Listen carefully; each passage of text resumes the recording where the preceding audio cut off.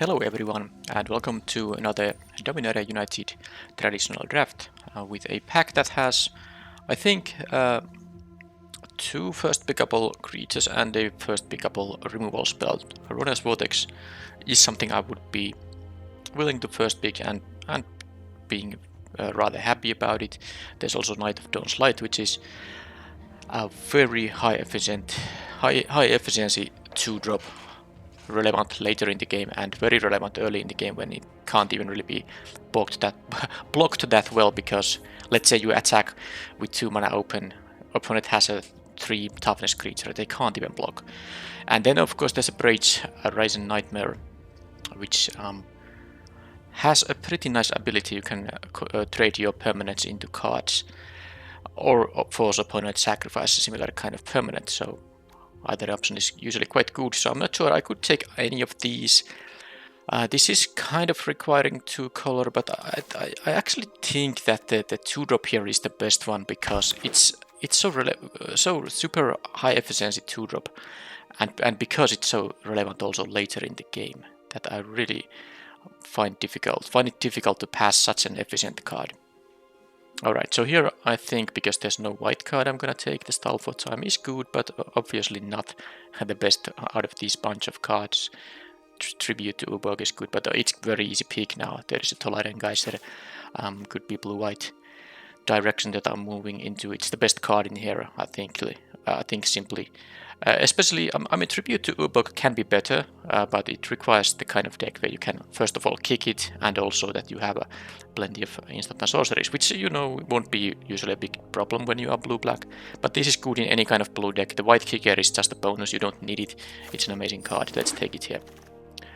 Alright, so here, well, this is a sweet pack. I mean, I wouldn't mind picking an Extinguish the Light and Elas Ilkor. There is also the Runic Shot, which if I get to draft blue-white is quite nice, because it's very efficient to get to kill a creature with 1 mana. Now it has to be a tapped creature, but if you are like, I mean, quite often the opponent will be attacking with something at some point that's going to be tapped.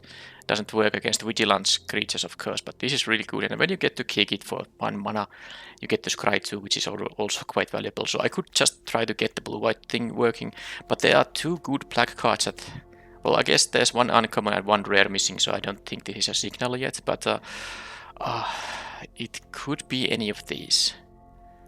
I don't know, am I gonna force the blue-white? I'm gonna take the Runic Shot and really hope that blue-white is gonna happen. And yeah, this bugged again. So this is this Yotia Declares War. It is the Runic Shot, and it will fix itself when you know, I get to deck building. But anyway, in the meanwhile, I have to remember that this is actually a Runic Shot. Alright, so this pack, not so great. Now, there is a very good blue-red card. You want to play Key to Amplifier in a deck that has both blue and red available, but I could still go that direction. This is a white card though. There's also a Take Up the Shield, which I would like over the Charismatic Vanguard, but still, even though Take Up the Shield is quite nice, I think that if I'm going to move to blue-red, I should take the, you know, the actual good cards this early in the draft, because I can, you know, imagine playing without this card. But if let's say blue-red is open, I'm gonna miss the fact that if I didn't pick this, I would miss this a lot. And now I'm getting actually rewarded for that, because Electrostatic Infantry is the easy pick here. It is the best card in here, and there's not much for the blue and white. I guess there are 2 playable cards, but this is just so much better that I'm gonna take this here. And I get another Key to Amplifier, which I'm going to take here just like that. I don't see a lot of blue, so it might not be open, but I mean, the Amplifier is such a payoff that I take all of those. Okay, well, I suppose this is the kind of draft where at least red is open, and then maybe I will be main color red with splash of blue enough to be able to kick this and play the Tolerant Geyser. Well, anyway, I'll take this one. Pretty funny that I have 3 of those. Yeah, definitely blue isn't open. Now I have to figure out if I want to, you know, be like red something else with a splash of blue. It's a possibility, but here I'm still not taking anything else than the Furious Bellow. It's actually quite nice with the Amplifier. Basically a 6 power first striker if you target the amplifier with that thing. And now I could take, okay, there's an, I'll give you a phalanx. Now there is a chance that I will be, okay, I have to make a decision now, because I could be kind of red and white with slight splash of blue if I get some mana fixing for that color. Or I could just take another Furious Bellow in here. I have the Knight of Dawnlight, and there's also this, you know, this... Okay, I don't think I need a million of these bellows, and I don't really like the Tide Runner either, even though it kind of is a payoff for being, you know, a spell stick sort of. But I took the Phalanx just in case I end up in blue and I mean red and white with splash of blue, and that would actually work with the stall for time. Definitely would be a plan, but there's also a shore up. I don't think I can really pass up on a shore up in here. It's very good with something like Key to Amplifier, so I'll take it. I ideally am just going to be a blue-red deck, which means I will abandon the Knight of Dawn's Light, but I think I can do that. Okay, and the Impede Momentum is actually the kind of card that you can play easily in a deck with triple Key to Amplifier, and who knows, maybe I can find a lot more of these guys still. I'm not gonna play anything here, so let's just do that. Okay, so here I get the Smash to Dust, which is fine sideboard card. Okay, I get a last pick, Thrill of Possibility, which is definitely a card you can play in blue-red deck. Alright, so how about this pack? Now, first of all, there is a Mythic Rare. I have only 3 of these, so I could, you know, rare draft it. There is a Zur Eternals, yeah, that is the Mythic Rare. There is a Rona's Vortex too, which is still not so great when you don't have the ability to pay black for this thing. Now, it would still be decent in a Key to Amplifier deck, but I don't know if I want to have just a straight up unsummon, and this doesn't even target your own creatures. This is not a strictly better unsummon. You can't save your own creatures from removal, for instance. There's also the Idyllic Beach front if I want to still consider it a white, but I think this pack just doesn't have... I'm not really... I try to beat 2-color deck and I don't care about this too much, so I'm gonna take the Mythic Rare to, you know, try to actually complete the set at some point. Alright, so here I could take this because while this, you know, the ability to put ingenuity counters on it isn't going to be that relevant in limited. It is a 2-mana 2/3. Stat-wise, it's a totally reasonable card. Yeah, I'm gonna take it. 2-mana 2/3. It's pretty nice. Alright, so now there is Weatherlight completed, which I'm not gonna take here because you can actually just take out this pack. There's a Molten Tributary, there is a Key to Amplifier, and there's a Balmor. I mean, can I please have the land and the amplifier and the Battle Mage Captain here? Well, I'm taking this because this is obviously great payoff for this being in this archetype, but yeah, this is now a good example when I don't pick a random Mythic Rare from the deck. This might even be a playable card, but this is just miles better than this, and there's such a power level difference that I'm not going to pass on the Balmor just to, you know, get my Mythic Rares completed. So this is easily the pick here, and I should also cut, you know, all the nonsense here, which means the white cards, and also the Yotia Declares War. Now, even if this was, you know, the card was itself, I wouldn't play it, but of course this is the Runic Shot from pack 1. Alright, so now this pack has Najal and Talas Lookout. It also has the Yaya's the Fire Nado, which I would play in this deck as a one of at least, but it's not as good as these things. Now I have 3 instants, 2 sorceries. Talas Lookout is just... it's just such a nice, efficient card. I mean, even though this is really good in this kind of a deck, I think I have to just take the Lookout, and this has like a very small chance to come back to me. But I think even if it doesn't, I'd rather have the 4-mana flyer that, you know, usually gets you a card when it dies. Now, yes, of course it gets you a card when it dies, but it can get removed by exile effects or some pacifism sort of effect, or, you know, I don't think there's pacifism in here, but you get the point. Most of the time you will net a card.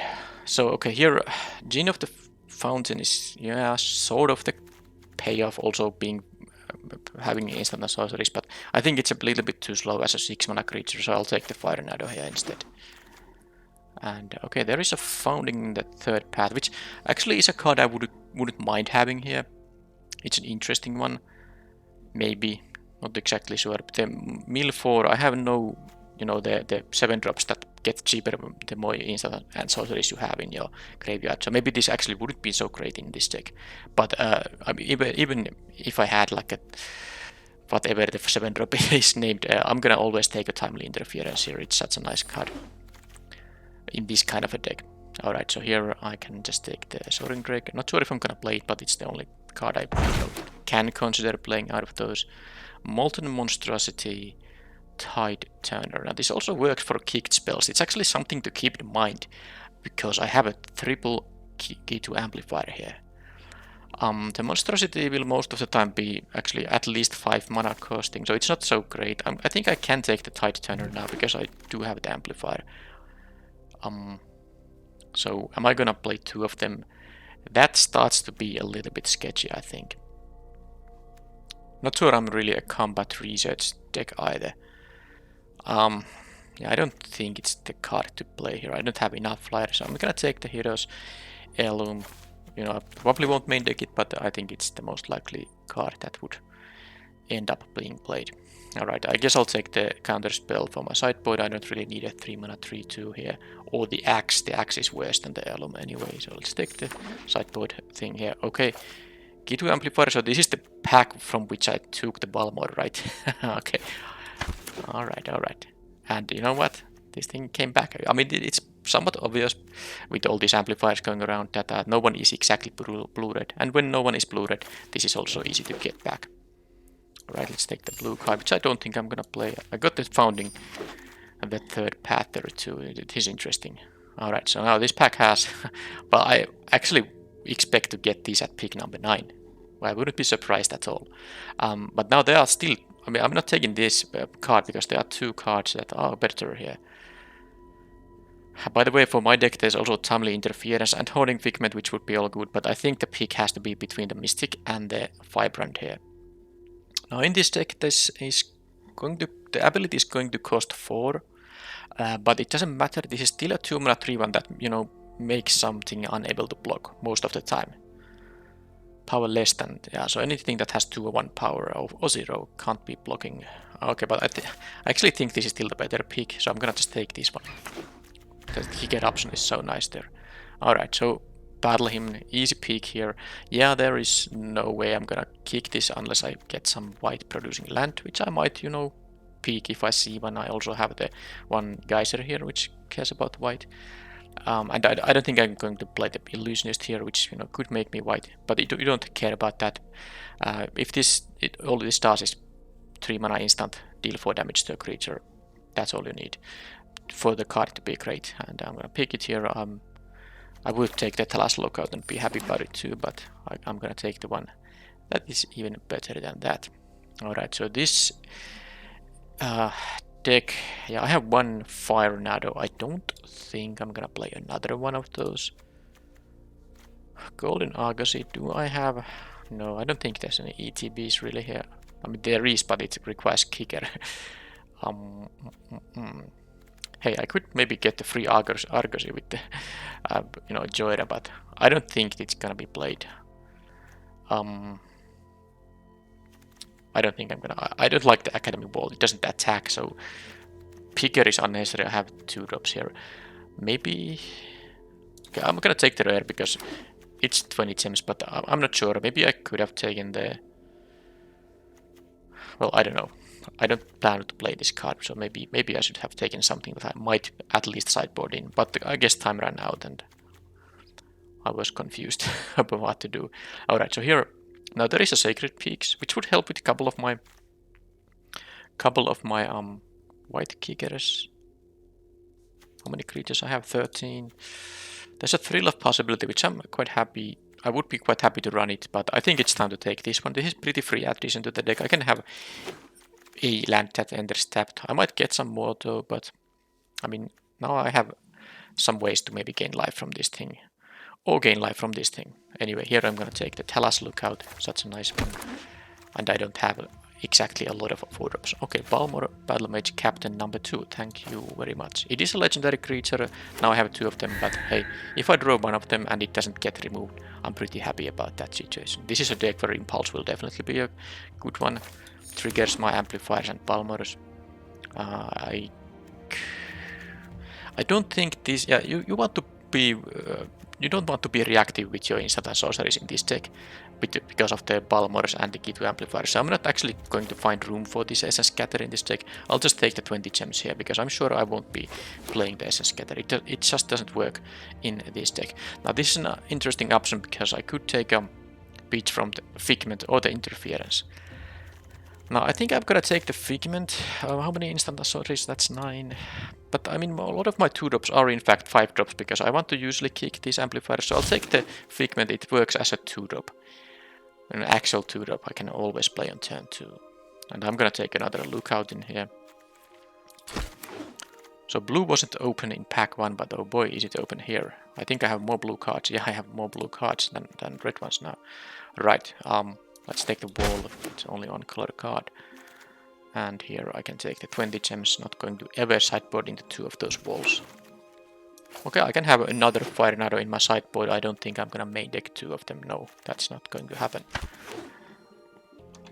Okay, so I definitely have found some open colors, but red wasn't open in pack 3 anymore. Red was somewhat open in pack 1. I actually have only these, you know.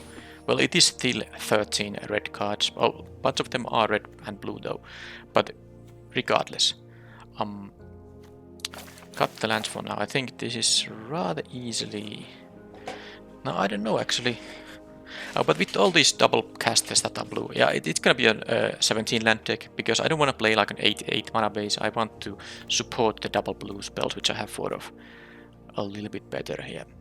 So I'm going to play 9 islands and 8 mountains, and one of the mountains will be the Sacred Peak. So I have some options to kick these 2 kicker spells, and I can cut the Pixie Illusionist right away. And then founding the 3rd path. I don't care about the self-mill at all. I don't think I have any reward for having stuff in my graveyard. I didn't get these. What's the Tolarian Kraken? Is that the card? This, you know, the award to 5/5 for 7 mana. That's 1 mana cheaper for every instant and sorcery in your graveyard. So if I had a couple of those, the founding the 3rd path would be more interesting. But now I won't be playing this. This is not a creature, and it is not an instant or sorcery either. Well, it can get you sort of... Well, the chapter 3 is sort of an instant or sorcery, but still no reason to play such a clumsy card in this deck, which doesn't have any synergy for the chapter 2. Right, so Hero's Heirloom. Now actually I have here, what, 4 legendary creatures. Now legendary creatures have Trample and Haste. Now, well, definitely Trample is relevant for the Najala. Haste is going to be relevant for these cheap legendary creatures, because on turn 4, if I have this on the battlefield, or any turn when I have this on the battlefield, if I play one of these, I can have pay 2 additional mana to give it +2, +1, and haste. So it's kind of interesting, but I have to just play the most impactful cards in here, and I'm not exactly sure if the equipment is going to be one of them. Now the Key2 amplifiers are interesting because they are sort of 5-drops, but they can be 2-drops too. I have here actually only 9 instant and sorceries. Well, that means I will not cut any of them. No. Well, I mean, I guess then, because I'm going to cut 3 cards, I'm going to cut the Heirloom first, and then maybe something like a Soaring Drake isn't really that interesting. And then there's the Tide Turner. Now, I like the fact that it helps with the kicker spells, which I have 4 of. Okay, it actually also works with Timely Interference, because it adds blue, which can be used to cast a kicked spell. So it doesn't help me with the Battle Hymn or the Tolarian Geyser unless I get to kick them, and because it only adds blue, it doesn't help with the, because in order to kick these things, I would need to have the white mana available, and I have only one way to get the white mana in this deck, so it's not very reliable mana source for these two spells, but it is a reliable mana source, of course, for the B2 amplifiers and the timely interference. And also with the Battlewing Mystic, I guess. Yeah. So it can add mana to, and of course every instant and sorcery spell will also be benefiting from this thing. So it's, I mean, yeah, it's, so sorry. I actually was only, yeah, scratch that. I said that it won't help cast these. Well, I mean, these are instant and sorceries. Of course, the Tide Turner, the kicked spell thing matters only when you have a permanent spell with kicker. Of course, any instant or sorcery with a kicker, you can still use this mana for that. So yeah, I was being too clever maybe there. Of course, it can add mana to cast these. All right. Anyway, is that still going to be my cut here? Because with 9 instant and sorceries and so many pay-ups for instant and sorceries, I won't be cutting anything that's instant or sorcery. So type creature, I guess, because I have one. Yeah, these are my 9 instant and sorceries in there on the bottom row, and then we have the creatures in here. Now this seems like I have a million 2-drops, but I also have it like this. That's still a lot of 2-drops though. 1, 2, 3, 4, 5, 6, 7. And it's not like I'm gonna cut the Talas Lookouts. No, I did cut the 3 mana creature already, the flying 2/3 there. So I think the Tide Turner is just the least impactful out of these cards. You could maybe not play the Joira, but I think it just stat-wise it's pretty nice, because this can also be an aggressive 2-drop. This attacks for 2, Tide Turner attacks for 1. So I don't feel like I need this mana source. Now there is one thing though, which I haven't actually considered here. I have a timely interference, I have an impulse, I have a thrill of possibility. But what is something that holds true for these cards is that they all help me get land drops. And that is something. They all help me get land drops. And these things also die into cards. These cantrips. So I guess I could play 16 lands also, because the Tide Turner makes these kind of 4-drops when I have it on the battlefield. I don't need 5 lands, I can have a Tide Turner and 4 lands. Because I really don't want to cut this thing, because it is quite nice with these kicked spells here. And also, with all the instant and sorceries. But I also don't want to cut the Joira, because it is a decent 2-drop, I would say.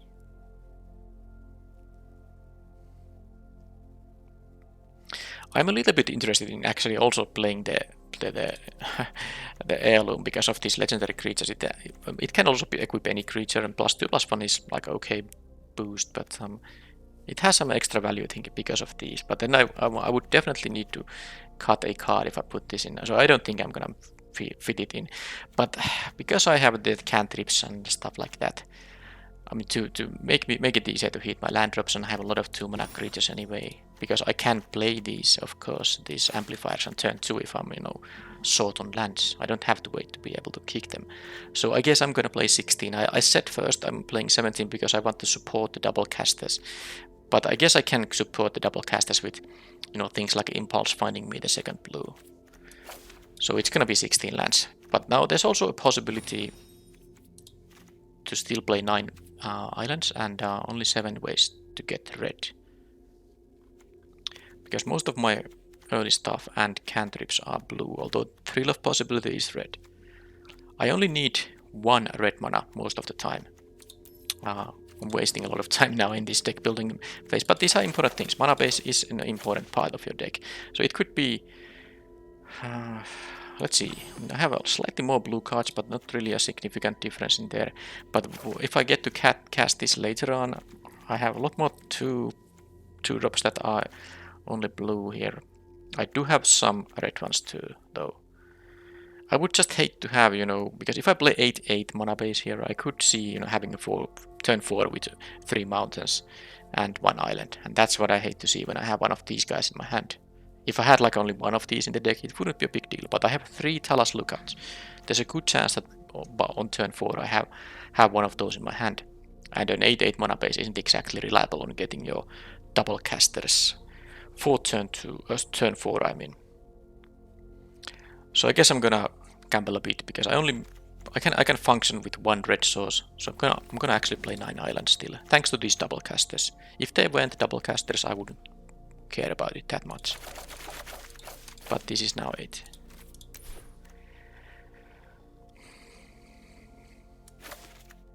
Also means that for the battle hymn, if I want to kick it, I would have to have the sacred peaks and steal another mountain. But I mean, it's a pretty low. I mean, I can have it, of course, and if I have only 1 sacred peaks and 3 islands at, you know, when I have 4 mana up, then so be it. Alright, so this is the main deck. I'm not sure if I'm gonna sideboard something. I think I keep in mind the Hero's Heirloom if I like need a little bit more size for my creatures, and then the Fire Rider number 2 if there's some important targets for the 5 damage removal spell. And there's a counter spell, a flyer. This thing can work against some decks. So yeah, there are some options. But this is the main deck now.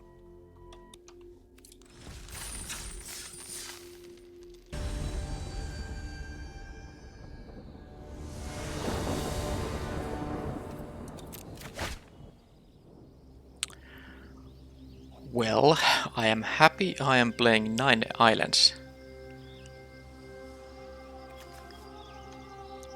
Now these amplifiers wouldn't be so bad with the geyser in here. I can draw blue cards. Mountains are pretty bad because the Fire Nado still isn't castable anytime soon. Of course, if I draw like an island in 4 draw steps, this is gonna be pretty nice. I can play the amplifiers and okay, so 9 islands in 33 cards. That is like well, slightly more frequent than 1 in 4. So I'm expecting to draw it in like 4 to 5 draw steps. One of the blue sources. All of them will also be untapped. So I guess I'm gonna keep it because I can play these amplifiers on turn 2, on turns 2 and 3. It's not the end of the world. But I do need an island here.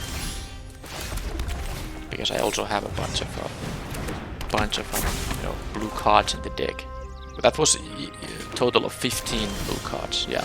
So this is how it can go. My first 2 draw steps were blue cards. Both of them are playable if I draw the 1 island, so there is that. But this could really go in a bad. Yeah.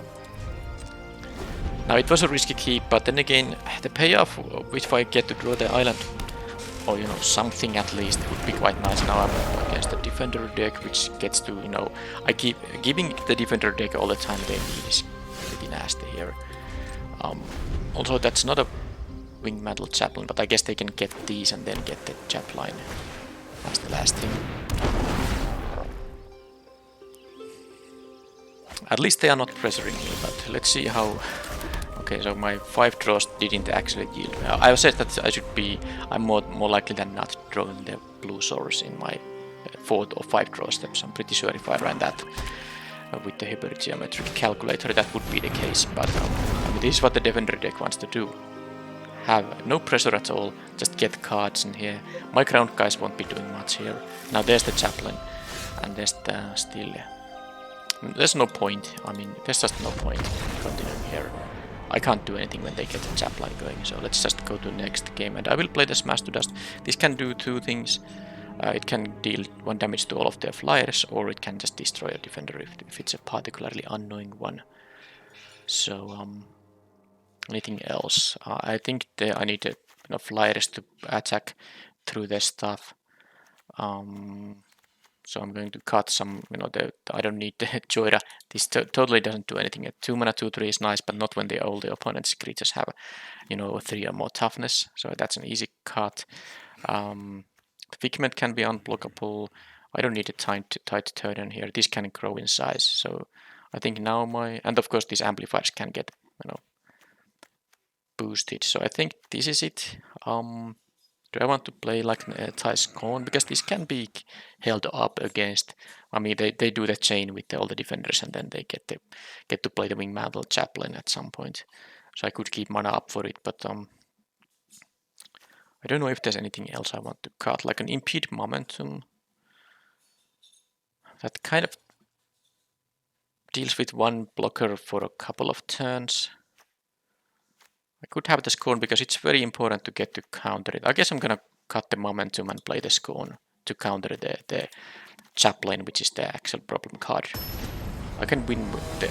I have some flyers, I can fly over their walls, but when they get to have all those 1/1s, it's gonna be pretty annoying. Okay, so...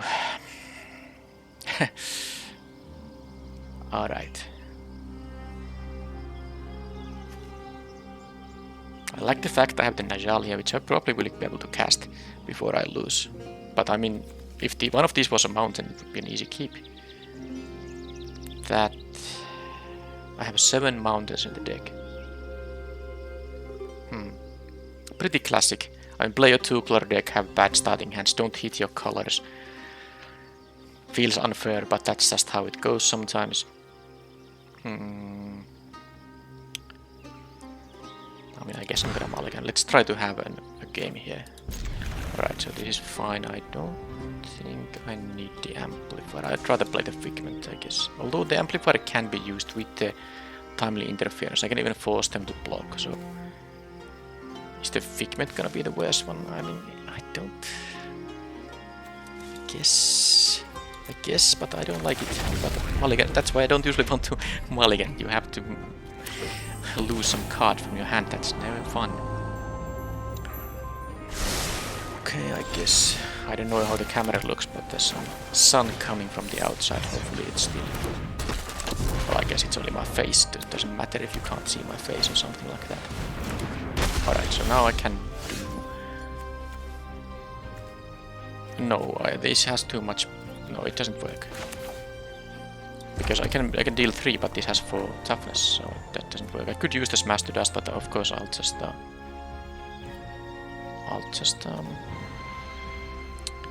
can't keep the interference up if I play... Yeah, well, I mean... let's attack first, I guess. Maybe they don't block.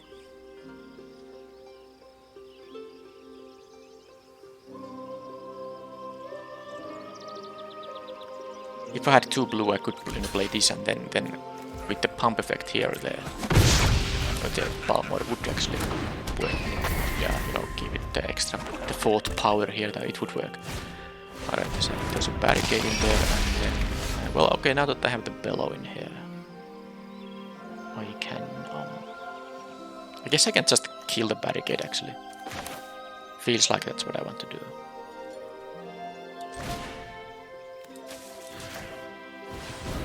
And now I can attack for 4 plus, I mean 4 plus 2, so 6 total.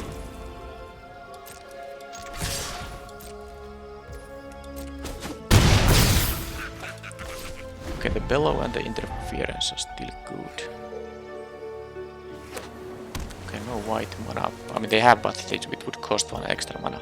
Okay, so they do nothing right now. What does this mean? I don't have double blue for the lookout, so this is... I mean, I actually did opt to play 9/7 mana base just to ignore this situation. I played the extra island because of getting this on turn 4, but still I managed to draw 3 of my 7 mountains and only 1 of my 9 islands by turn 4. Anyhow, not much I can do about it. I can force this guy to block. Problem is they have mana up, because that would be quite nice, because this will be 4 power in that case thanks to the Balmor and the Amplifier. Problem is they have mana up. Well, I mean, I guess that's the best chance I have, so let's do it. At least I will draw a card in here, unless they actually, do something to the colony itself.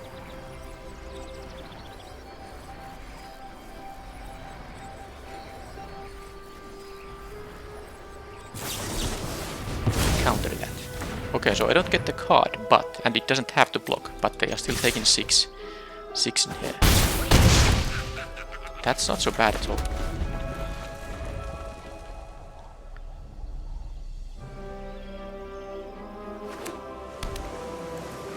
Okay, a chaplain is castable now, but it's only 2 tokens, but now they have a Leyland Bind, which is still fine. Okay, I get my lookout, so I don't think I'm going to... Although getting rid of that guy would be quite nice, and I get to scry one.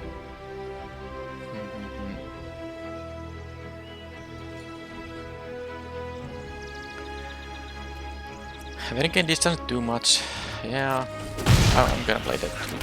Because this also represents, you know, 3 additional damage. They are at 8. So yeah, 6 isn't enough to kill them. But let's see if I use the bellow in here. I can't cast this because I don't have mana for it, and then I lose the opportunity. Okay, now they can start doing the wind metal chaplain thing, but I think they have to... Yeah, they have to play the chaplain on the next turn. Or I will threaten with the bellow here. Yeah, they got the chaplain here. So now let's see. Okay, another lookout. So, well, I'm gonna play the lookout in here instead. They will get 3 tokens. They can double block 1. Oh my god. What is this? So they had the essence scatter there. Okay, well that's awkward. Alright. I mean, if they didn't... I thought because they had mana up, but they had the coral colony in there, that's the thing. Well, I mean, I'm just gonna attack with the lookout and use the... Might as well do it like this. If they double block with the sentinel and the colony, I can kill the sentinel, which gives them 1 viewer defender. Because I'm gonna use the bellow on the... Oh, they're gonna triple block. Well, this is exactly perfect. Thank you, please do that. Don't... Yep, this is great. I mean, I thought that they're gonna leave themselves with 1 token here, but now they're all gonna die. Assuming they don't have, you know, yet another trick here, but hopefully that's not the case. Don't need the island. So... Now, of course, every defender they play will be getting a token, but 1 token isn't going to kill the Talas lookout. And the milling here, they cannot mill 3 per turn, but I have many turns. Those were some nice cards, but I guess I can still draw a bunch of things. Okay, now they have 1 wall. Do they have another one for this turn? They don't. That's good. I sadly only drew this thing. So they're either going to 2 or they're gonna jump block with their only flyer here. I of course wanted to draw any spell, but what can you do? I don't mind the jump block actually, because now if they draw 1 wall it's not gonna help. Hopefully they don't get one of these sentinels. I will keep 1 land in my hand because I do have a Thrill of Possibility in the deck. Well, I mean, those were good stuff. I mean, the first 2 cards were spells, so let's hope they didn't leave me a land here. Impulse. Well, that's good. Let's do that right away.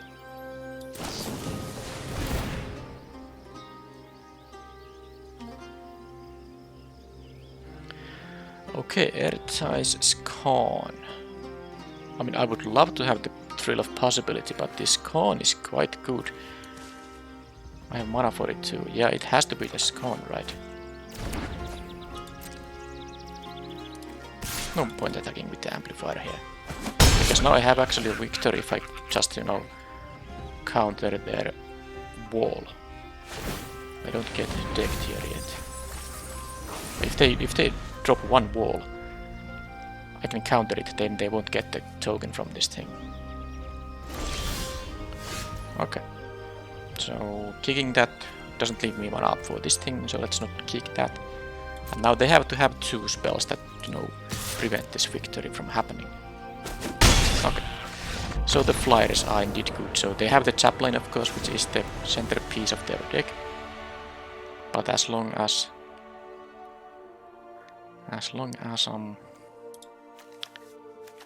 well, they don't get to get a 2 explosive start with the, or well, 2 explosive chaplain at any stage in the game. It's gonna be good enough. Now I'm feeling like I want to actually play the heirloom. It's quite good with the flyers. An additional point of toughness means they have to block with more of those. tokens.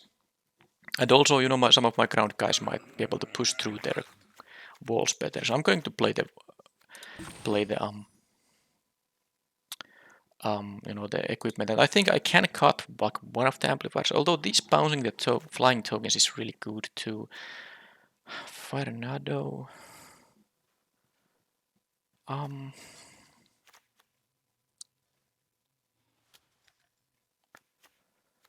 What is the actual cut in here?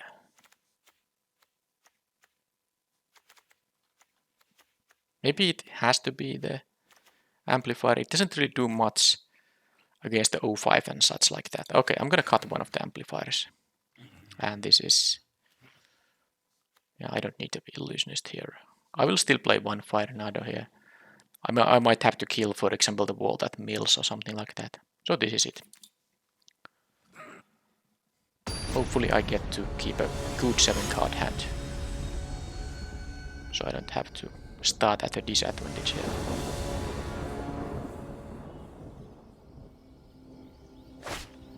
Well, I mean, yep. 3 starting hands, all quite bad. Alright, so well, obviously this is a mulligan. And here I would... I guess the scorn is a little bit too important, so I'm going to miss out on the shore up here.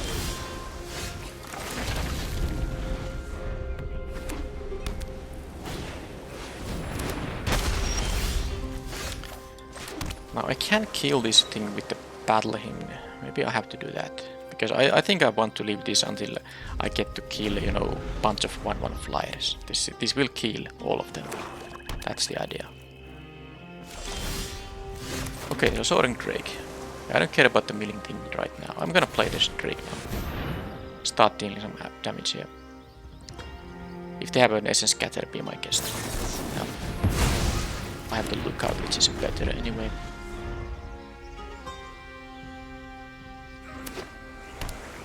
I guess now they start recruiting their defenders, I mean the 4-drop defenders, but I have the Smash to Dash to finally just kill all the 1/1s. Of course they will be getting more of those. Okay, they just play as Chaplain right now. They, of course they might have more than one of them. But so far... I hope they mostly tap out on a wall and then I can kill all the 1/1s and then I will... guess I'll kill the Coral Colony at some point too. Now I could kill this thing so that they don't get more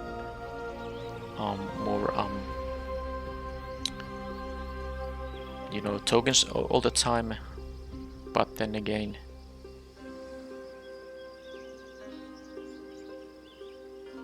the Coral Colony is... oh, what is this meaning? What is the meaning of this? Oh man, melee fight. That's the meaning of it. Okay, sure then. Now it's... guess I'm gonna kill... oh, I can actually kick this. Funny. Let's get rid of this because I'm more concerned about this milling than the 1/1s, because those 1/1s will die with the Smash to Dust. And I guess I can kill the the Chaplain with Fire now. Now they might have more than one Chaplain. Oh. That maybe it means I have to...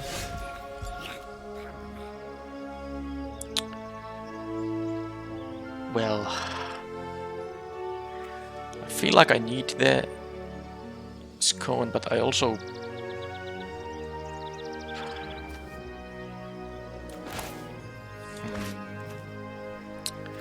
I guess I can actually just not care about the amplifier here. You know what? I don't care about it. I want to hit my... and yeah, I don't know... I don't know why didn't I leave up both islands here, but I guess I won't be countering whatever they're gonna play now.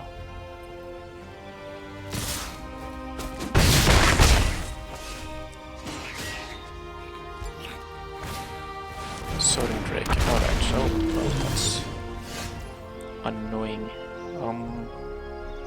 Are they going to have another Essence Scatter in here? I guess I'll find out. Alright, so I'm gonna block the one of these flyers in here. Of course, if they play a swamp, I can't block the apparition then. Which they did.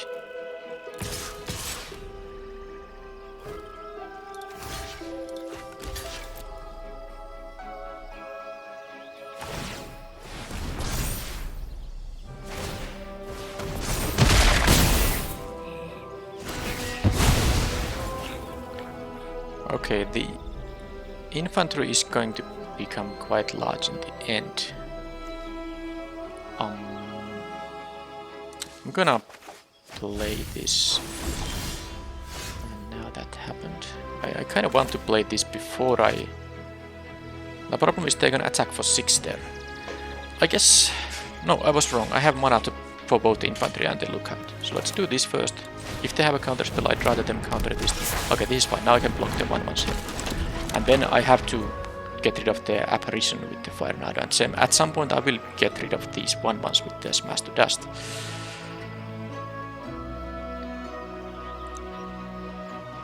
I'm a bit concerned about them getting to chain with the 1/3, defender fetchers.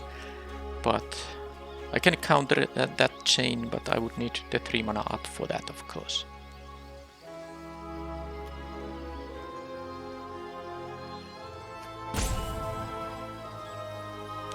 This is only a 2 mana spell if they, play 2 or more spells. Okay, this can be a 2 mana counter too.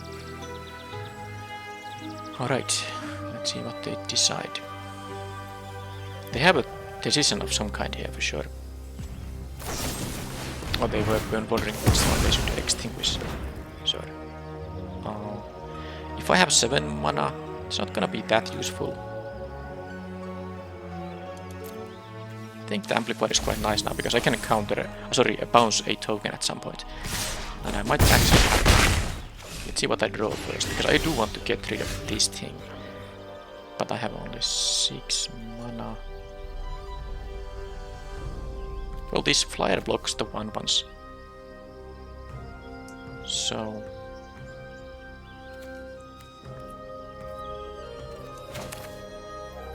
Well, I guess it's time to do this. 7th land would mean that I can cast the Balmor and kick the amplifier. No, I'd rather draw spells. And of course I can still draw. Still I can draw lands even if I bottom that thing. I'm gonna go down to 6. Let's hope they don't have more interaction here. There is second land.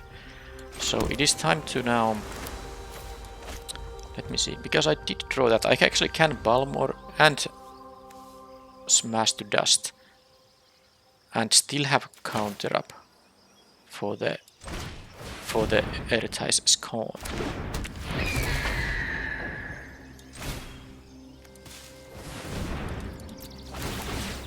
This doesn't give haste, only trample, yeah.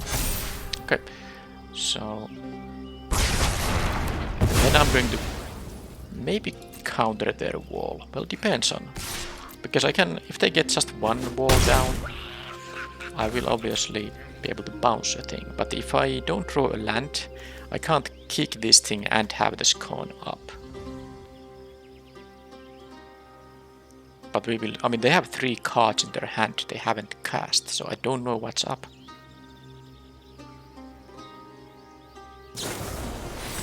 That being killed is actually something I can live with. I'd rather counter something else than that, because this is a big problem. It's gonna pick up another counter once I use my counter.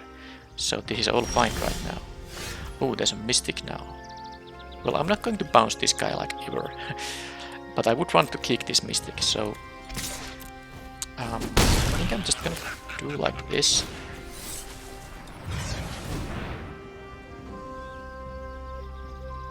Even though it won't immediately do anything. But I'm gonna wait until I counter something. And then maybe kick the Mystic. Okay, well, that's interesting.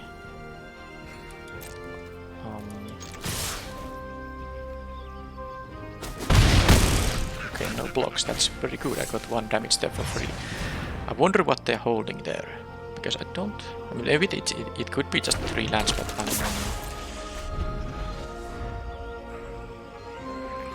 well, this is fine. I'm gonna win if this goes on. Another Balmor, right? Well, let's play the Balmor.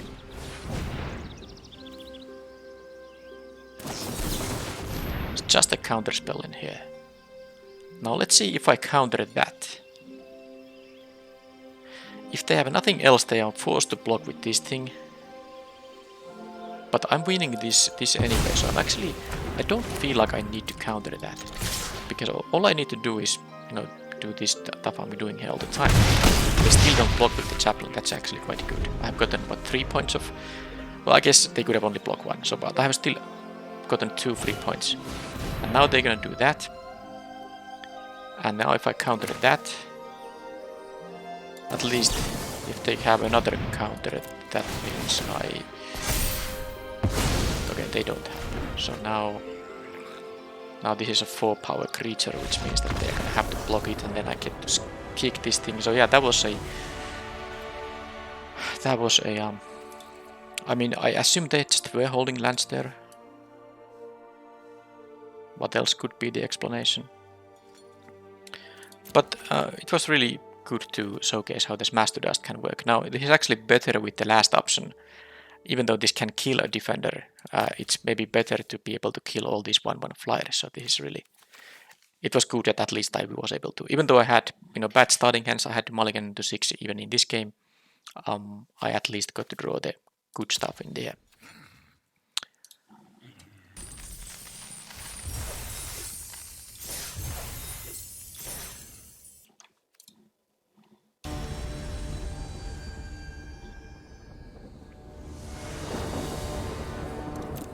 Okay, on the ballet, and so 4th starting hand in a row, which isn't good. Which, I mean, would mean that I have an island and a mountain, and not too many and not too few lands. So I have a turn 4 lookout. Again, imagine if one of these islands was a mountain. 2-drop, 3-drop removal or BO3 amplifier, then this maybe on turn 4 would be just a fantastic starting hand. Now I don't do anything if I don't draw one of my 7 mountains until turn 4. Now the amplifier and the battle hymn are good later on too, so I'm going to keep this, but this is a bit tiring. I mean, the reason to be 2 colors is to have at least consistent mana base. And now this happens.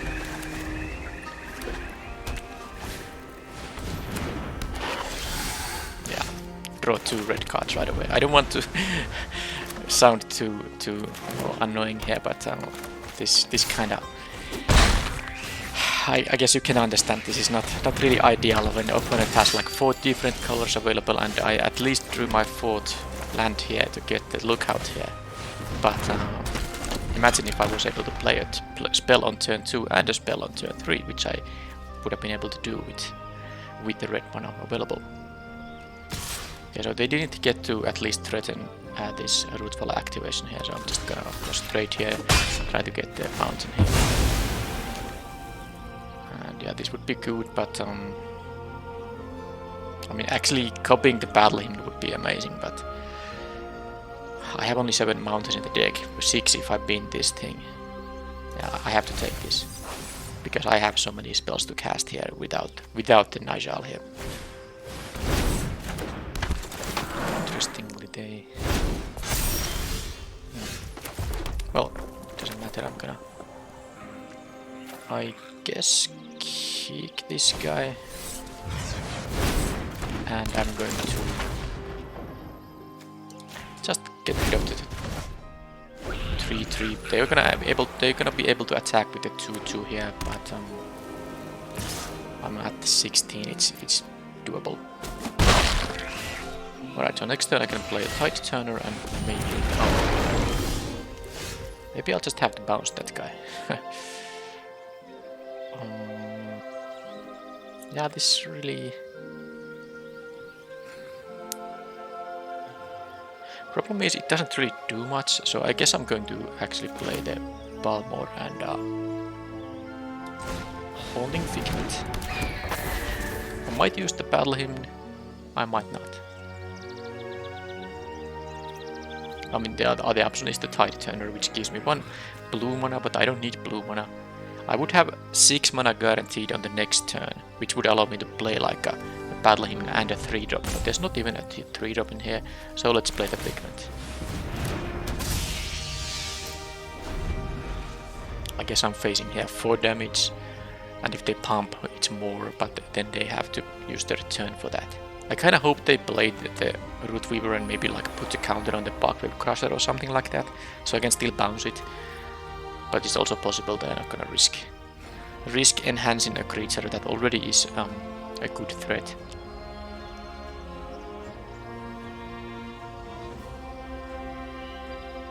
But this can of course get explosive quickly here, because the Balmor can do some nice work. They have an attack for 4, which I don't mind. Now there's a possibility they have a Gaia's Might, so which currently represents, well, I guess 3 damage only. Okay, now it's 4, but I got my second mountain. So now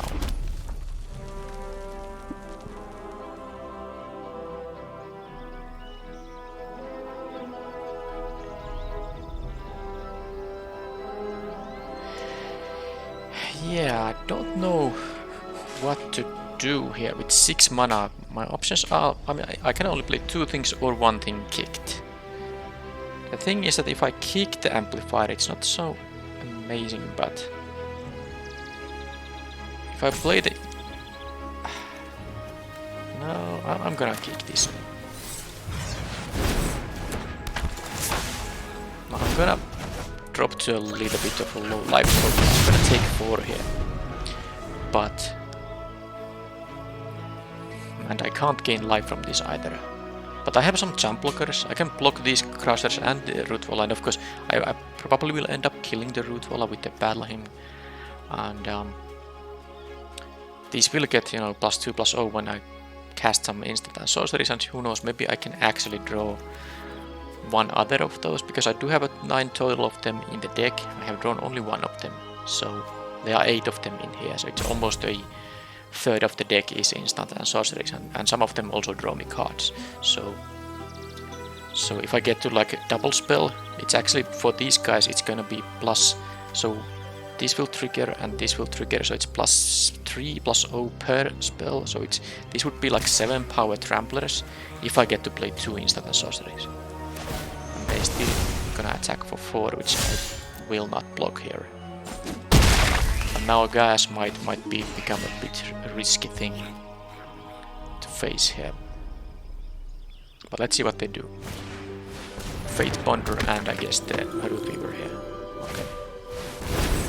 So they are green-white domain deck, because obviously all the spells I've seen here are green or white, and then they have some domain payoffs.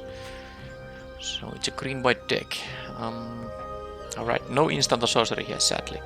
But at least the plus side here is that their land allows me to cast all the spells in here now. So if I do kill the... yeah, it's pretty easy, I would think. This doesn't give haste, right? Why would it give haste? +1/+0 and trample is already quite good. But,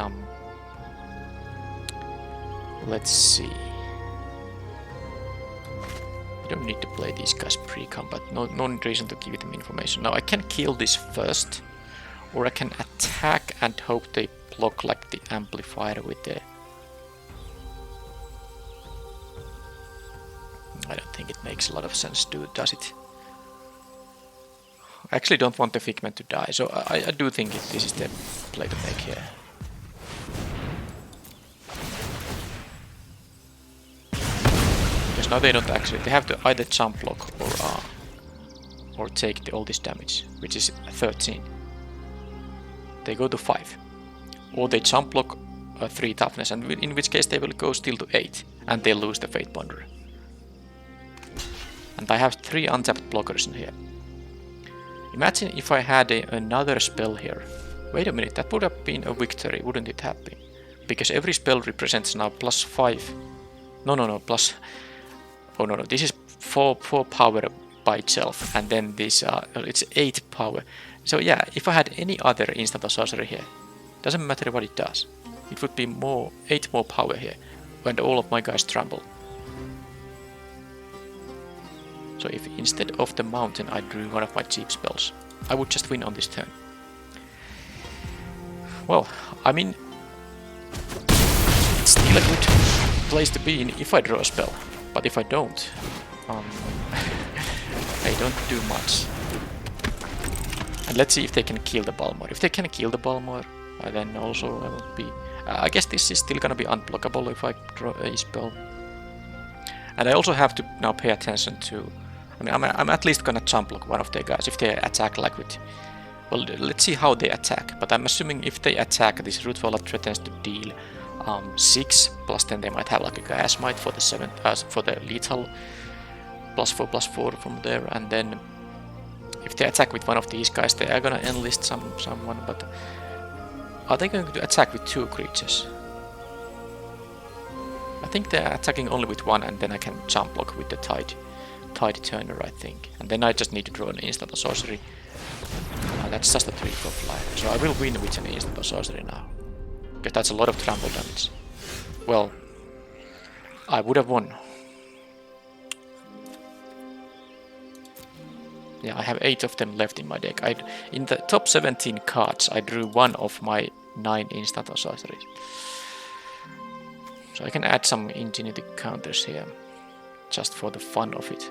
Well, anyway, any attacks, I can't make any of them, so let's just hope I can have another turn.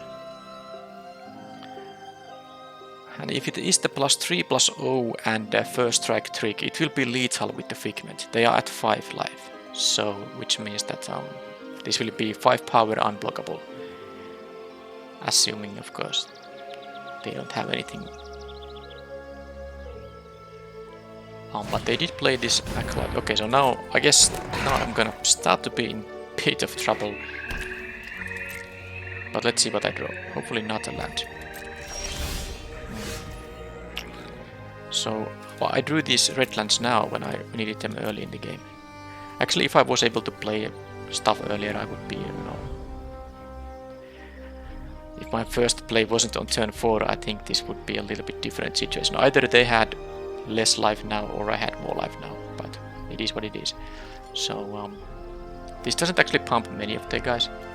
They are lacking an island, so anything that has toughness less than 4. So it only pumps actually the Fate Bonder and the Root Wallet currently. But still, that's a lot of stuff. There's no attack for me. But I guess it made sense to, you know, spend a little bit of time there so that the opponent thinks that I have something, but I deemed it was not necessary. But of course my hand is very soon forced, so I just need to draw something. 9 lands left, no, 8 lands left in the deck, so that's... But I think most of the permanent spells I can have won't be that great. I need specifically instant and sorceries. Like imagine if I draw like an Impulse, then I can find another instant or sorcery, because, you know, each of my creatures get +1/+0 and trample, so 1 instant or sorcery is immediately +6, actually 10 power of trample damage added to this board. So it's actually insane if I would able to cast 2 of them in a row. So they're gonna now enlist the Shadow, and I think I'm gonna have to take the Acolyte in here. Yep. And I'm gonna jump block this thing here. 1 Gas Might isn't enough. It would be +4/+4. Isn't it? Yes, that's not enough. Do they have another way? Final point of damage in here. They do. So that was it. And then I'm going to sideboard in what kind of stuff?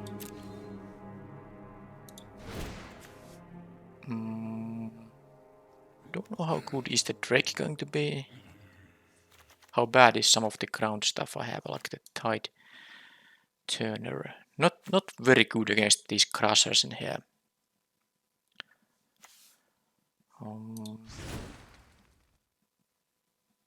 I kind of like the idea of having the counter spell against the pump spell, but I mean it's very expensive to keep 3 mana up. Is here something that's actually bad? I mean, maybe for once I can just actually have a proper starting hand.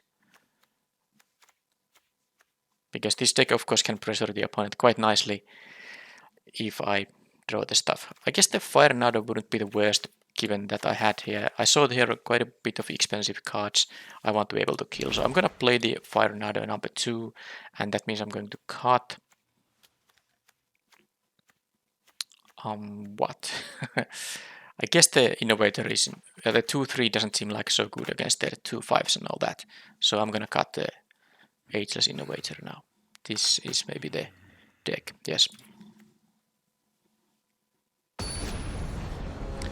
So I have had 4 starting hands, none of them were great. Let's hope the 5th one is something I'm happy to keep. I am happy to keep this. Thank you, deck. About time. Okay, opponent actually mulliganed. I even have the double blue for the lookout, so this is just fantastic. Also have the impulse for, you know, to dig into something I might need if I'm lacking some kind of stuff here. Okay, the Figment is good, it's gonna be unput. I guess I could have played the Tide Turner because that allows me to double spell on the next turn no matter what, if it survives. But then again, I want to use the Impulse once I already have the Figment in here. And the same goes for the Thrill of Possibility. Because especially with the Balmor, it's gonna be pretty nice. Yeah, I'm not going to trade here, I'm going to race. Yeah, the Balmor is, you know, pretty sick. Now the Brute Fall and a land down, suppose. Okay, battle him.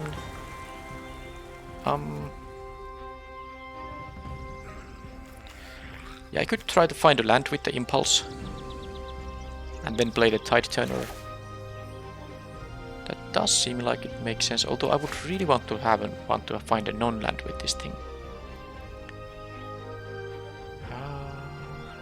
Okay, fine.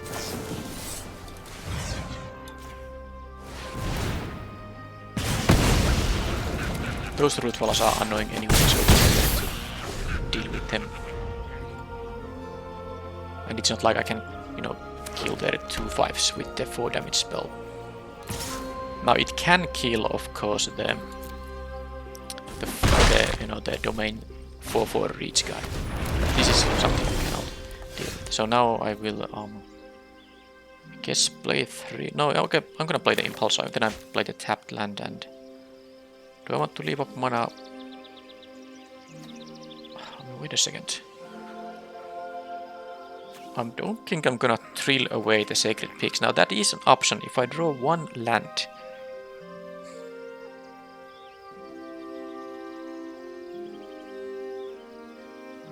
that would be fine. If I draw 1 land into 2 draws. But if I don't, then I'm in a bit of trouble. But what am I gonna take with the Impulse now? If I'm gonna play the tap land anyway, I guess I'm actually gonna risk it a bit. I'm gonna risk it. Okay, this is all I needed here. So let's play the... I know I could play the Impulse, but I'd rather leave that for the next turn, and I can attack for 5 again. Yeah, this basically being unblockable here is, you know, showing how powerful this Figment can be in this particular archetype. But of course this is more of a maybe a showcase for this thing. Getting +1/+0 for each of your creatures is very strong too, especially when you are paying only 2 mana for a 1/3 flyer, which is, you know, not a great stat line by itself, but with this kind of ability it's, you know, pretty amazing. And of course the opponent is not gonna be able to raise me that well. And now I have the Fire Nado actually if they find a red mana and a reach creature here. So I will take this damage. They are not gonna... There's not really much point leaving the Root Falla to block because the Figment is likely to be unblockable anyway. So blocking the Tide Turner isn't that valuable. That would be great. that I got here. Actually, I didn't even need it because this could have added mana, but now I can attack for 2 here. Is this like a lethal attack? It's not quite. So I can actually, let me see, I have here now 4. It goes to 7. So I have a few, I have the bounce spell, but no, I have only like the Tolarian Geyser. I don't have the battle hymn. I think the Tolarian Geyser is the only one. And also the +3/+0 and first strike. So I have 2 outs for immediate win against this opponent. If I go for the impulse. Problem is if I go for the impulse and don't find what I need. It's horrible. I'm gonna do it like this. This I don't think I need. So the thing is that the Figment has vigilance. If I want to, I can block with it. But then again, the Figment is also a lethal attacker. So let's see. Let's see if they have an untapped land here, because this threatens to currently deal +3. It's 5 power. That's 7 power total. So yeah, one Gaia's Might isn't actually even enough. Yeah, they don't have the land types. They have 3. Their domain is only 3 right now. So they need something for the Figment. And also the Captain is going to be lethal with the Impulse. So I have 2 lethal creatures with the Impulse. What kind of life gain options? There are not a lot of life gain options in this format. No. And I don't think they can threaten lethal. This is 4 power against my 12 life. Like, even if they had 2 Gaia's Mights. Okay, well now a Gaia's Might deals 4. But they have a treaty. They can also go to chapter 3 if they want to. They go. So now I'm gonna play around with Gaia's Might. Although that's... Oh, it's trample. So I'm gonna lose to a Gaia's Might now. It's 8 power of trample +4. It's 12. No, this is actually... Yeah, I can win with the... Yeah, okay. The 1 Gaia's Might won't be lethal. Because a Gaia's Might is now currently +4/+4. So I can absorb 1 of these.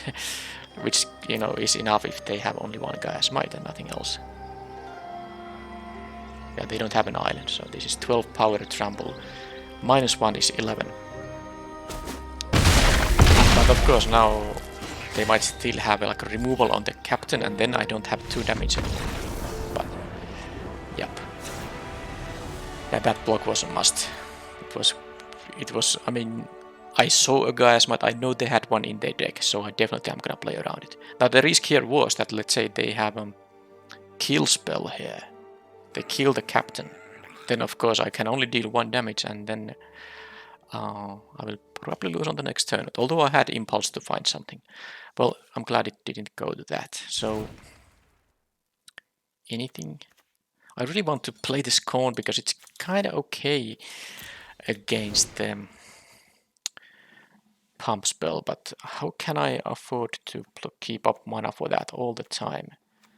I guess the Tide Turner is something I, you know, but now that I know Tide Turner is important because I have only 16 lands and I did already sideboard a 5-drop sorcery spell here, which the Tide Turner can help cast. So I'm not going to cut that thing there. I don't think I want to cut anything. The impede momentum can be very important in this too. It seems like it's a race. So let's just keep the same deck and let's not, you know, sideboard in the 3 mana counter. If I had a negate, I think I might try to find room for a negate, but not the 3 mana counter spell. Okay, another starting hand which I will keep. The opponent also mulligans right now. So they have a 2-color deck, but I did see, of course, a non-white, non-green card. Their reach domain thing is, of course, red. So it's not like their deck is only green and white spells, so they might have some mana issues there. Alright, so here... Well, I have these 5 mana cards. I might have to Impulse for a land, but let's see what they're gonna have here. That thing. So... I'm gonna play the Amplifier now because most likely Well, I'm quite likely playing some kind of an instant or sorcery on the next turn. If I draw a land, it probably is gonna be the Geyser. That's a free attack. I don't mind blocking here if they have a trick. I mean, they can use a trick here. Do they have a... Okay, they don't have green yet, but they have a spell here still. Okay, 2/2. Alright, so that's not so bad. I'm actually going to...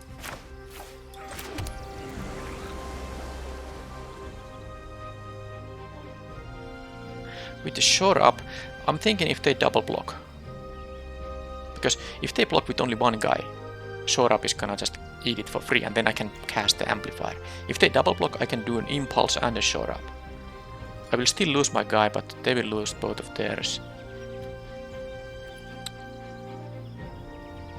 Because I don't kind of want to bounce the Root Weaver here, and I don't want to bounce this guy either, because then this can just trade with the amplifier. So let's try to be a little bit sneaky and attack with both. With these, I mean, they might just take 1 damage, which is of course totally fine. And then I can play the amplifier number 2, because I actually want to attack these guys so that they deal a lot of damage. For example, I bounce something and then these deal 6 total. I can take 3 here. They have a phalanx, which is fine. Then they attack with a 3/3 Fate Bonder, I'm pretty sure. Or they don't want to attack with both. They want to enlist, because that would be amazing if they attack like that, then I can just eat stuff for free. But now they have a 3 power thing, which I'm not going to be able to eat for free. So let's take the 3 here. And then I will bounce the phalanx, I think. Oh, that's also very good. So if I do that thing, yeah, that's definitely good. Although no, not so much, because yeah, that was a mistake. Because if they block with the phalanx, I still lose the amplifier here, and I would have to use my shore up. So let's not do that then. I guess I'm gonna use the Geyser on the next turn. They are still lacking green, but they have all these white spells, so it's not so bad for them. They have been able to curve out here. 2 mana, I mean, turn 2 play, turn 3 play, and a turn 4 play. And they're gonna attack with their 4/4 for sure. Or they can attack with 5 power here. Also a thing that can happen. And then I will... that. Well, they have been able to deal some nice damage thanks to... Yeah, the cheap 4/4 is of course quite nice there, but I don't mind having drawn the land here. I do like this stuff now, so... I think what I'm doing now is...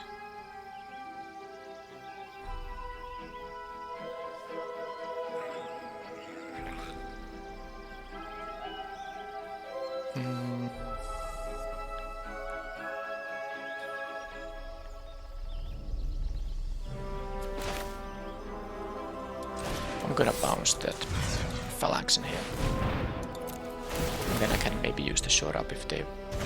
I guess if they block with just the Root Weaver. Well, let's see how they block.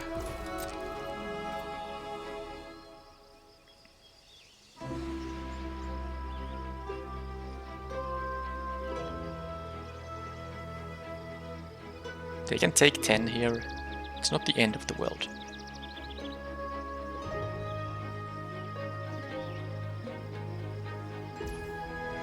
So now I have the option to use the shore up to untap the Balmor, which I will do. Deal also a lot of extra damage, because now I can block the out at 3. So yeah, this combination of cards is pretty amazing. And now I have a blocker for the Mesa Cavalier. Now they did find their forest here. This thing costs 3 now. They can have 2 mana after that.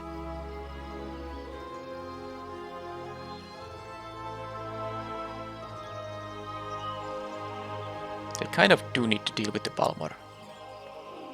If one of the 2 cards I don't know about is not an answer to Balmor, I will have, of course, with the... Well, I'm gonna get at least 1 trigger out of all of these guys. But how much damage that was on the previous turn? That was 2 triggers, so that one trigger is currently it's +5, so that was +10, and then there was the no, not I mean it's of course +7 is one. It was 14 plus the sword up. It was 15 damage, wasn't it? I think it was. Yeah, I'm not blocking that thing.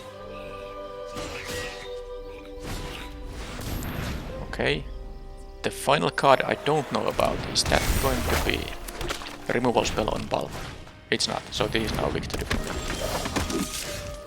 This is simply a victory for me. So let's see, I mean, I will have 4 power, 8, 10 trample. This will be attacking. They have 4. Yeah, I guess I need to actually.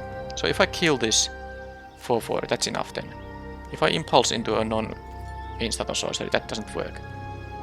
Right.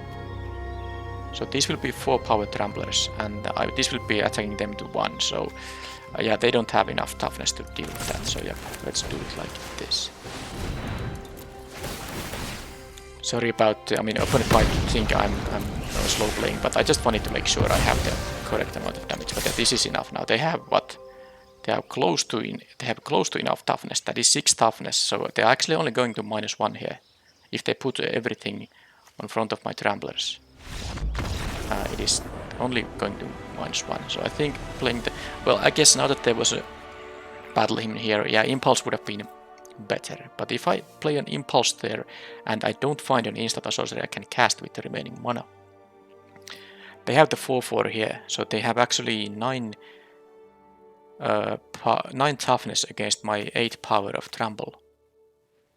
And this attacks only for 2 in the air, so I wouldn't have been able to deal lethal if I just play the impulse. But of course, now that there was the battle hymn, it would have been even more lethal than now. But this Fire Nada was a certain lethal, so that's why it made sense to use some time to perform the calculations there. So it wasn't a slow playing, but the opponent of course doesn't know it.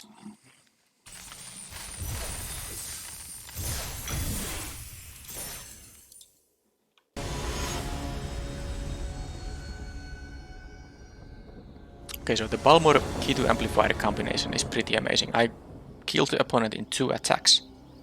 Well, I guess I did some small amount of damage earlier, but there was a turn when I did, what, 15 damage with 1 attack, and then the last one, which was able to finish off the opponent. Because if you have 2 G2 amplifiers and a Balmor on the battlefield, each spell you play is +2/+2 twice. Sorry, +2/+0 twice and +3/+0 because it's the number of creatures. Yeah, that is +7/+0 trample damage with that configuration per spell. But now it's time to also have a starting hand. That doesn't.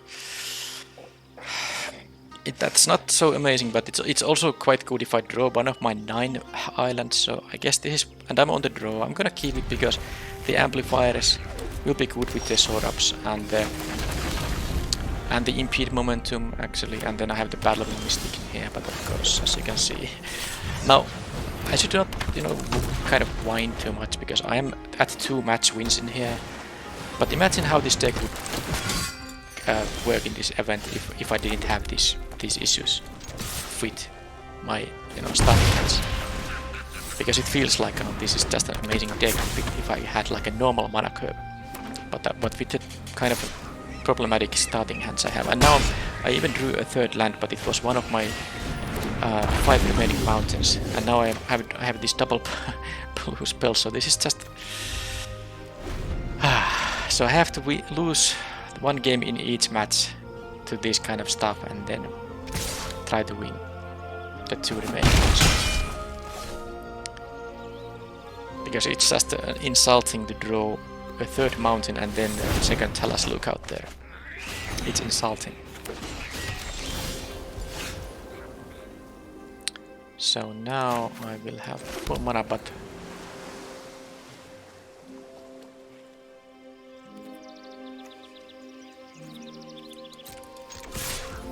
yeah, I am still in the game, so I'm gonna play this again.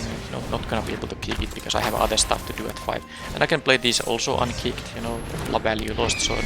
But I can trade with the Cavalier, and I can trade with the Sorin Drake once I draw my 2nd mountain. I mean island.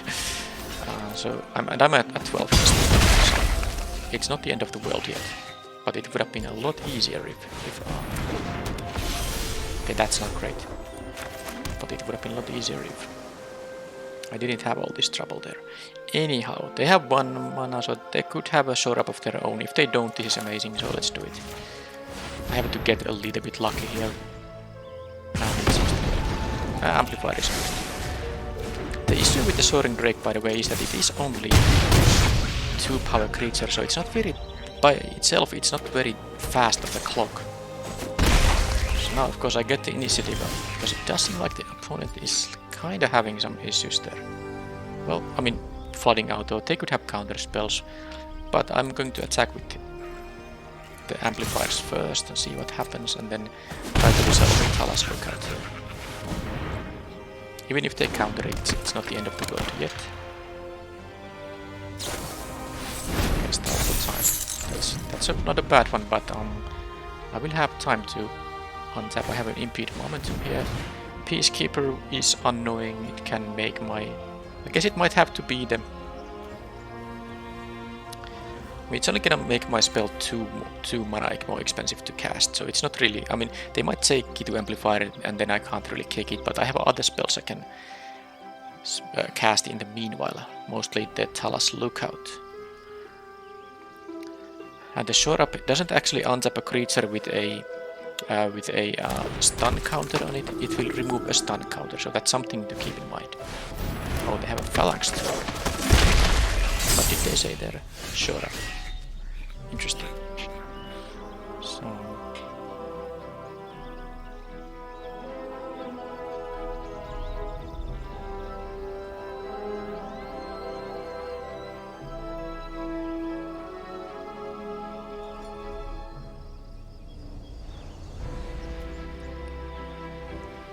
yeah, sadly I cannot attack with...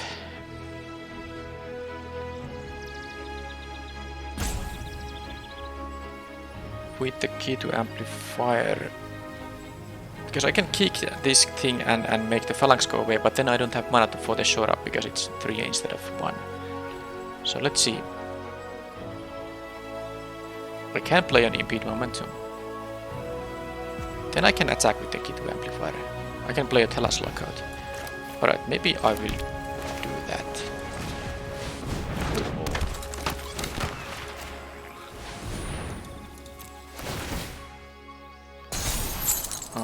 That's...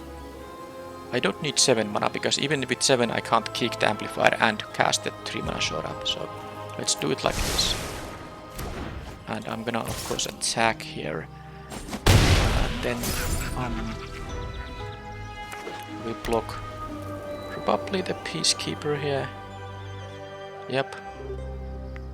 I mean, if I'm given the... no, I'm not given the chance to do that. Can they deal 3 extra in here?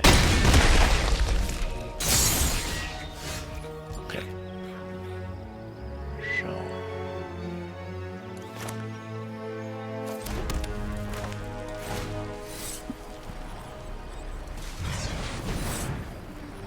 don't say they have a counter spell too. They don't. So I'm going to now make the Peacekeeper go away. That leaves me mana for the shore up.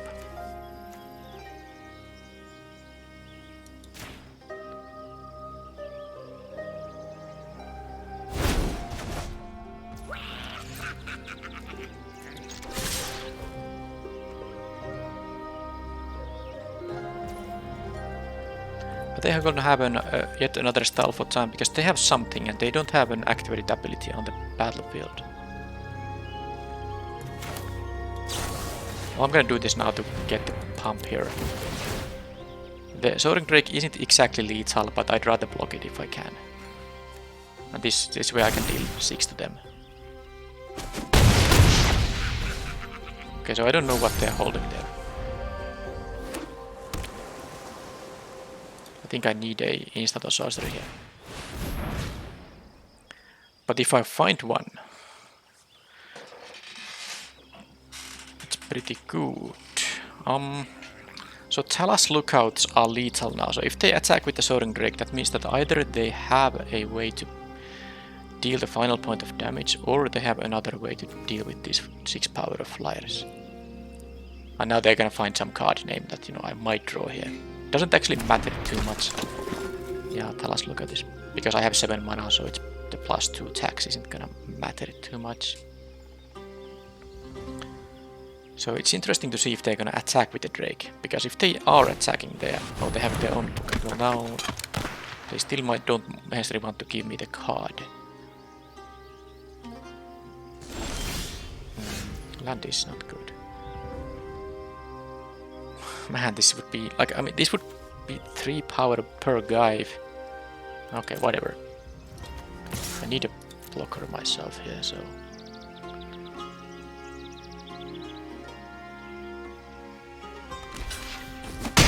Okay, they choose to do that. Okay, battle him, and I can even gain the life here. Now that's really good. So, am I going to let them...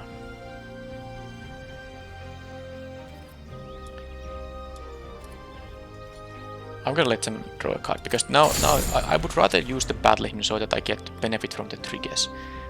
So if they, let's say, attack with just a lookout in here, I think I will just block with my own lookout. They have a stall for time there. That is something they can have.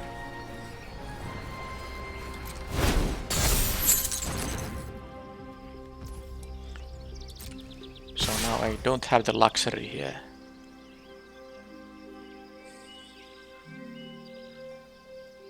Question is, do I want to kill the... I don't want to kill the lookout, in fact. I'm gonna gain 4 here. So I'm gonna kill the phalanx. It's gonna untap anyway. So let's do it like this. And kick this thing and do this. I get to trade with the Peacekeeper, and then I'm going to 7 and then down to 4, but this means I can still take an attack from the lookout. Do they have a spell here left? It seems like they do.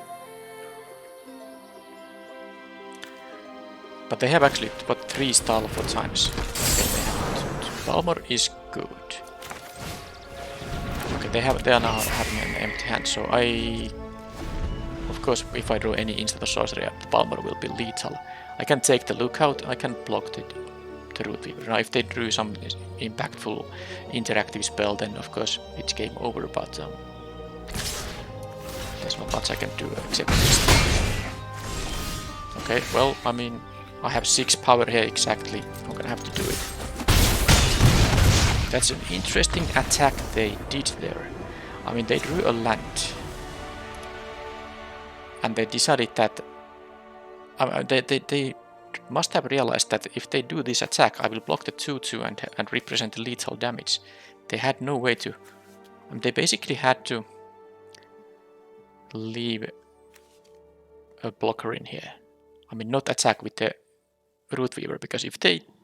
Yeah, well, I mean, I don't have to process their line of thinking there, but it's like they had because of course they also flooded out. Look at their lands. That's 10 lands plus whatever they have in their hand. But anyway, something to keep in mind. They have 3 stall for times. Tolaren Geyser here. But again, I was able to win the game despite having the the awkward start in this game. So I feel like my deck is really good. I just need to be able to get proper starting hands to not have that close games. Of course, the opponent's deck did seem very impressive too. Blue-white flyers and these Talfo times are really good. So they have no real targets for the Smash to Dust, and I don't really want to use 5 mana to remove the creatures, which are mostly something cheap. Now, is there something I don't want to have in here? I think the Tide Turner again is somehow bad. 1/3 doesn't do much. The 2/3, that does a little bit more.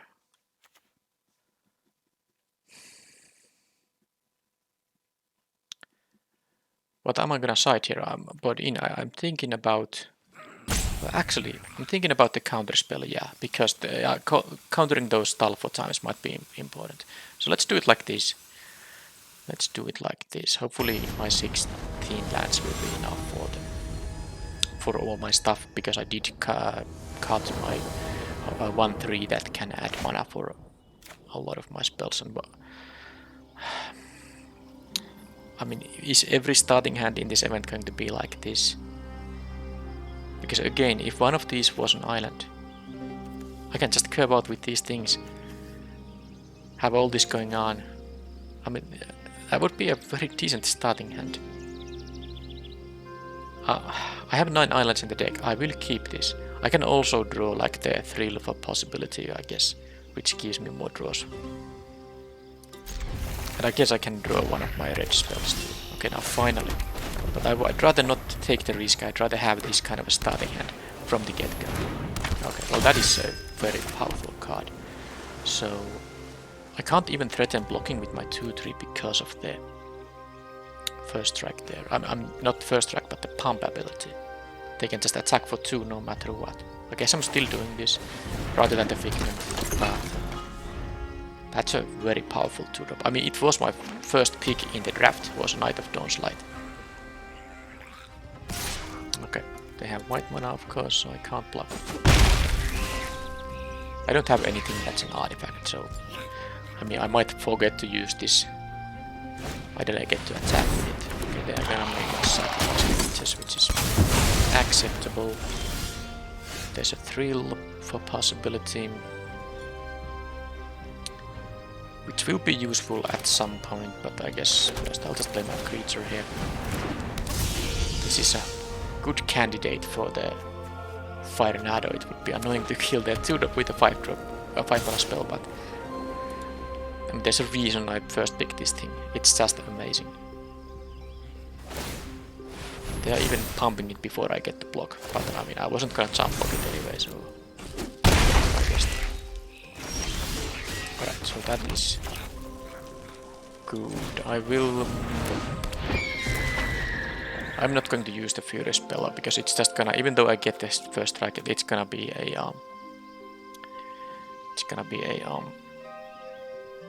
just a trade anyway, so it's not ideal. I'm gonna just do this, cut the mountain. I'm sure I'm gonna draw some lands sooner or later, so yeah. So and I can now deal the extra point of damage here. I wanted to cast the Thrill of Possibility this turn cycle anyway, so I might as well do it on my own turn to deal the extra point of damage from the Balmor. Now I can actually amplify this Knight of Dawn's Light. The fact they didn't actually add to the board on the previous turn was really huge, because now my bounce spells are gonna be great. This is actually amazing. I will just rather bounce this guy rather than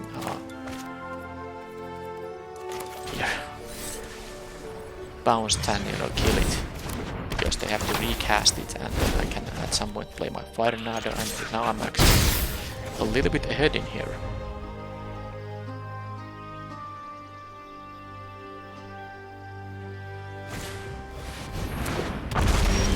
Okay, well that's just amazing. I mean, I'm gonna use the Furious Spell, yeah.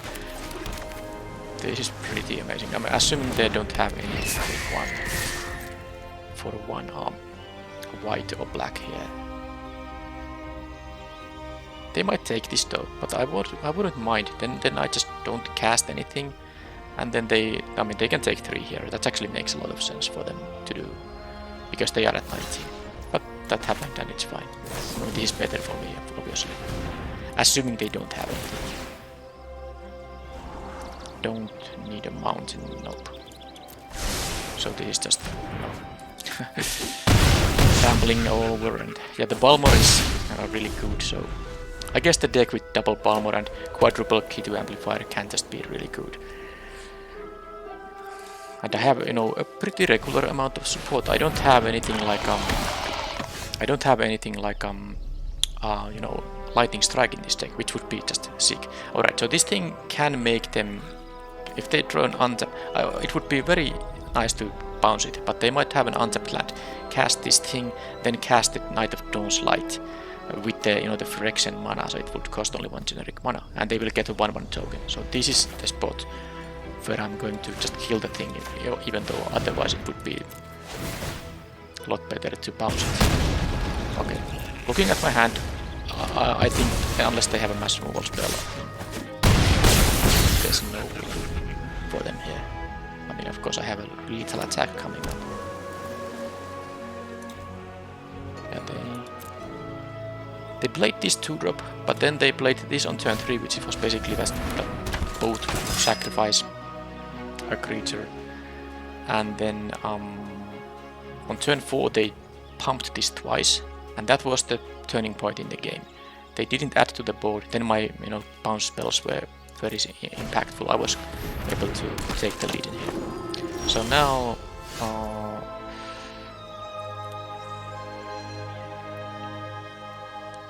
I mean, I'm most likely winning. I'm just thinking, yeah, I mean, I'm gonna do the Geyser thing, because the Geyser makes the Figment a lethal attacker. Yeah. Because the G2 Amplifier doesn't obviously trigger the Balmor. Or the Figment, well, I guess it doesn't trigger, but it doesn't activate this passive ability, static ability, what's it called? So yeah. In the end, this wasn't even close now. But thanks to me actually drawing the one island, I had to keep a hand. Or was it a mountain? Which was it? I think it wasn't this like, yeah, I kept 3 mountains, one of them got discarded with the Thrill of Possibility, and I had these blue spells, and I did draw the island before my turn 2, so then I was able to curve out, and this was the power of the deck. So an interesting event, because so many starting hands were bad, but the deck was really powerful, and I was able to still win even some of the games where I had a bad start. So that was just fantastic all in all, and at last one more 3-0 result too. But I mean, look at this deck. Even though it does lack a Lightning Strike, could use another Tolarian Geyser. I guess I did draw these Balmors quite well, and the opponents didn't actually get to remove them. If these things got removed in some of the games, of course the outcomes would have been vastly different. But yeah, the Amplifier with the +2/+0, that's such a, I mean, a 2-mana 1/2, horrible of course, but when you can chain, especially when you can chain those spells, and especially when you get Trample in addition, that's just amazing. So I don't think this was like the greatest blue-red deck there is, but it was still very good with Amplifiers and Balmors, and if you see these early in a draft, especially in packs that don't have anything like too amazing, it might be worth speculating picking a G2 Amplifier, because if this archetype is open, the G2 Amplifier will be one of your MVPs in the deck for sure. So you pick the first ones early in the draft, so you can actually move into this archetype with good the sort of cards that you need in for this deck to do very well. I didn't get to cast any double spells with this. I don't think I even got to play this card ever, but it didn't matter. Okay, well, this was a somewhat frustrating event in terms of the starting hands I had, but then again, what can I say? 3-0 shouldn't whine anymore here. So thank you for watching, and I will see you in the next video. Bye bye.